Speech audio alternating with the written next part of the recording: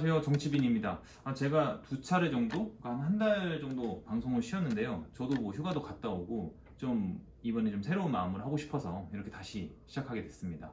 9월 굉장히 정치권 시끌벅적했습니다. 사실 뭐 정치권은 어제 오늘 다 시끌시끌한 곳이긴 하지만요.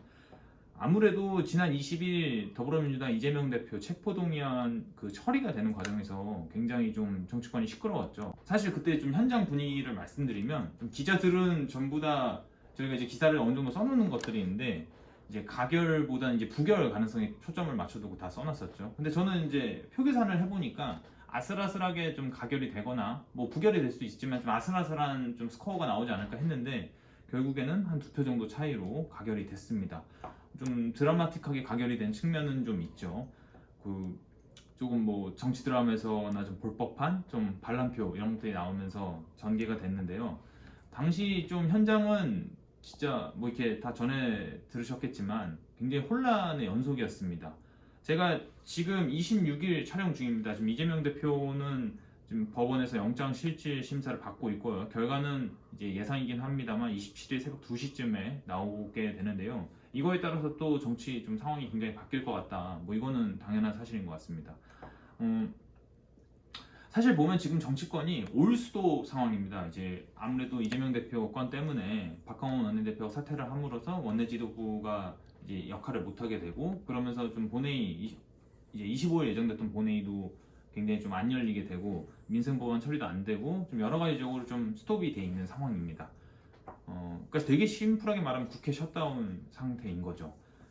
좀 이재명 대표가 구속이 안 되면 이번에 안 되면 그래도 야당이 어느 정도 동력을 확보할 수 있을 거라고 보는 전망이 있고요. 구속이 된다면 민주당 내용이 더 심해질 거라고 보고 있는데 아무래도 좀 비명계가 대놓고 비대위 얘기를 꺼낼 게 뻔한 상황인 거죠. 야당은 진짜 하루를 멀다 하고 치고받고 싸우는 게 전개가 계속 이루어질 것 같습니다. 그러면 좀 여당 얘기를 해보면 여당은 좀 상황이 낫냐? 야당보다는 좀 나은 것 같습니다. 뭐 특별한 불협화음도 없고 저는 이제 선거를 뭐 그때도 말씀드렸지만 안 할 거라고 봤거든요. 김기현 대표 성격이 약간 이제 리스크를 감수하는 성격이 아니다 보니까 근데 이제 결과적으로는 김태호 후보가 공천이 되면서 선거에 참전하게 된 모양새인데요. 이재명 대표 리스크가 워낙 부각돼서 그렇지 그리고 야당이 잠잠해 보여서 그렇지만 이 10월 지금 강서구 구청장 보궐선거에 엄청난 화력을 집중하고 있습니다. 지금 국회의원들 자당 국회의원들한테 최소 이제 선거 기간 동안 3번은 가라 막 이런 보고서도 올려라 이렇게 할 정도로 굉장히 좀 집중을 하고 있죠. 사실 이 보궐선거에서 지게 되면 국민의힘 지도부도 이제 수도권 위기론을 또 이제 감당할 수가 없게 되고 결과적으로 수도권 경쟁력이 약화된다라는 평을 받을 수밖에 없지 않습니까? 그러다 보니까 선거를 전 안 할 거라고 봤는데 저는 조금 과장해서 보면은 여당 지도부가 붕괴될 수 있는 시점이 될 수도 있다라고 보는 거죠. 다들 지금 이 얘기는 꺼내지 않고 있지만 어쨌든 간에 굉장히 좀 경쟁력이 약화될 거다. 결국에 이 내년 선거는 수도권 민심이 향방을 좌우할 텐데 만약에 이번 선거에서 진다? 그러니까 보궐선거에서 진다면 제가 후보의 입장에서라도 수도권에 나오는 게 굉장히 좀 두렵고 안 나오고 싶어 하겠죠. 이제 그런 것들이 쌓일 수 있다고 보여집니다.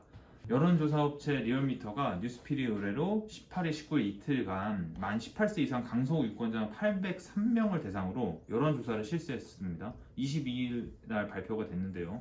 이제 그거에 따르면 이제 민주당 진교훈 후보가 44.6, 이제 국민의힘 김태호 후보가 37.0%로 나옵니다. 두 후보 지지율 격차가 7.6%인데 오차범위 3.5% 포인트를 넘어선 거죠.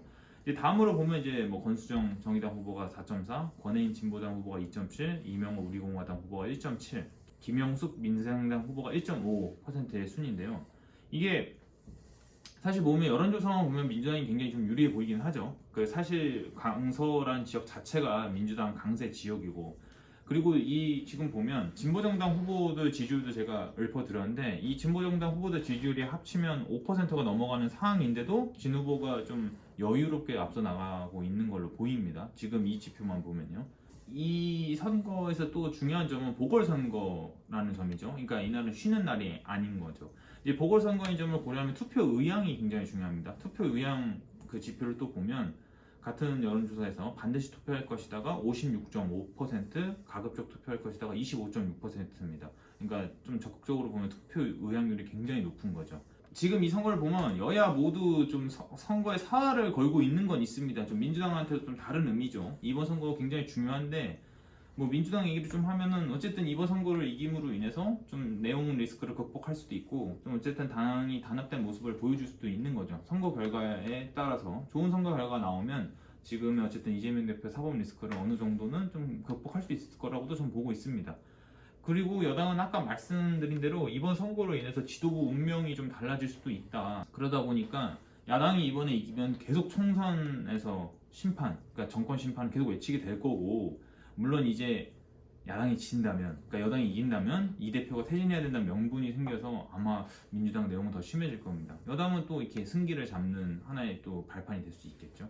저는 어쨌든 간에 이번 선거가 추석 이후에 열리기 때문에 좀 하나 덧붙이면 저는 이번에도 추석 민심이 굉장히 중요해졌다고 봅니다. 사실 이 추석 민심이 이 정치권, 그러니까 뭐 언론에서도 많이 쓰는 표현이긴 한데 뭐 추석 설 민심이 중요하다 이러면서요. 근데 이게 예전에는 가족들이 한 곳에 모이면서 정치 얘기를 하다 보니까 좀 민심이 좀 이렇게 정해진다 이런 얘기인데 요즘은 뭐 이렇게 가족들이 모이는 분위기는 아니니까 예전보다는 좀 이것들이 영향력이 없다고 하지만 그래도 뭐 저는 이 공식이 아예 의미가 없다고 보지는 않습니다. 왜냐면 그러니까 사람들이 이제 후쿠시마 오염수라든지 홍범도 장군 논란 같은 그런 리스크가 있는, 그러니까 여당 입장에서는 그렇게 달갑지만은 않은 리스크가 있는 것들이 있다 보니까 민심들이 좀 정리가 될 수 있는 부분에 있는 거죠. 그리고 저는 뭐 자연스럽게 10월 보궐선거에도 영향을 주지 않을까? 물론 좀 그런 생각도 하고 있습니다. 여러분들은 이번 보궐선거 어떻게 보시나요? 좀 이번 결과에 모두가 좀 관심을 기울이고 있는데요. 저도 좀 현장에 나중에 좀 투입돼서 좀 그런 생생함도 전해드릴 수 있으면 좋을 것 같습니다. 네, 정치빈 다시 돌아왔고요. 열심히 또 한번 해보도록 하겠습니다. 네, 추석 잘 보내세요. 감사합니다.